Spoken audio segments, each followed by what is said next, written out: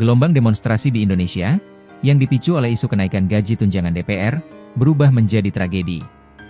Di berbagai kota, bentrokan tak terhindarkan.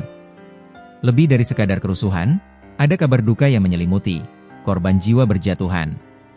Insiden ini begitu serius, sampai-sampai lembaga tertinggi dunia, Perserikatan Bangsa-Bangsa, PBB, ikut angkat bicara. Melalui kantor Komisaris Tinggi PBB untuk Hak Asasi Manusia atau OHR, PBB secara resmi mendesak pemerintah Indonesia untuk melakukan investigasi menyeluruh. Lantas, bagaimana respons dari Istana Presiden? Apakah mereka menerima desakan ini? Dan yang terpenting, apa yang akan dilakukan pemerintah untuk mengusut tuntas kasus ini? Mari kita mulai dari awal. Dalam sepekan terakhir, gelombang demonstrasi menuntut pembatalan kenaikan gaji tunjangan DPR terjadi di berbagai daerah.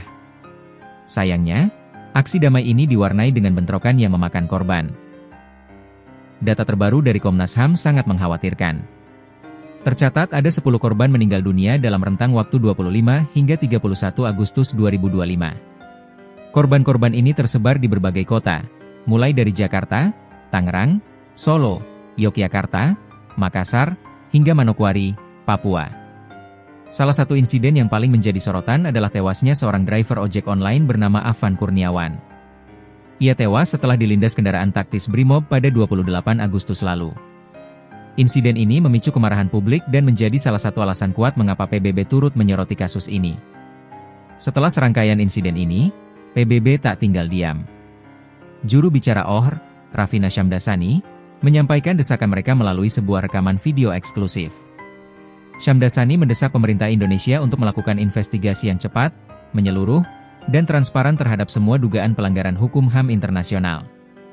Ia secara khusus menyoroti penggunaan kekuatan oleh aparat keamanan. PBB juga mengingatkan bahwa aparat keamanan Indonesia, khususnya polisi dan TNI, memiliki kewajiban untuk menjunjung tinggi hak atas kebebasan berkumpul secara damai dan kebebasan berekspresi. PBB menekankan bahwa aparat harus menangani massa sesuai dengan norma dan standar internasional, bukan dengan kekerasan yang berlebihan. Desakan ini menunjukkan bahwa insiden di Indonesia mendapat perhatian serius dari dunia internasional. Lantas, bagaimana respons dari Istana? Kepala Kantor Komunikasi Kepresidenan, Hasan Nasbi, akhirnya angkat bicara. Menurut Hasan, tanpa desakan dari PBB pun, pemerintah RI sudah memberikan atensi penuh terhadap kasus ini. Ia menegaskan bahwa Presiden sudah mengarahkan agar tindakan-tindakan aparat yang tidak terukur atau melampaui kewenangan harus diperiksa. Hasan menambahkan, saat ini aparat kepolisian juga sudah menjalankan instruksi Presiden. Mereka sedang dalam proses memeriksa dugaan tindakan-tindakan berlebihan yang dilakukan oleh aparat di lapangan. Respons ini menunjukkan bahwa pemerintah menyadari betapa seriusnya kasus ini. Namun, yang paling penting adalah apakah janji untuk menyelidiki ini akan benar-benar terwujud dan memberikan keadilan bagi para korban. Tentu saja, janji adalah satu hal, implementasi adalah hal lain. Ada beberapa tantangan besar yang harus dihadapi pemerintah. Pertama, penyelidikan harus transparan. Publik perlu tahu siapa yang bertanggung jawab atas tewasnya para korban. Transparansi akan membangun kembali kepercayaan masyarakat terhadap aparat dan pemerintah. Kedua, akuntabilitas.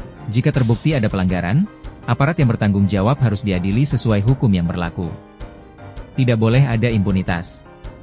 Kasus tewasnya driver ojek online Afan Kurniawan harus diusut tuntas, dan semua pihak yang terlibat harus bertanggung jawab.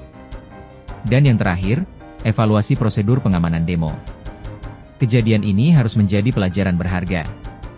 Pemerintah perlu meninjau ulang prosedur standar operasional pengamanan unjuk rasa agar tragedi serupa tidak terulang di masa depan. Jadi, bisa kita simpulkan, desakan PBB telah direspons oleh Istana Presiden. Namun, kini bola ada di tangan pemerintah. Kita perlu mengawal proses penyelidikan ini agar tidak ada lagi korban jiwa dalam aksi damai.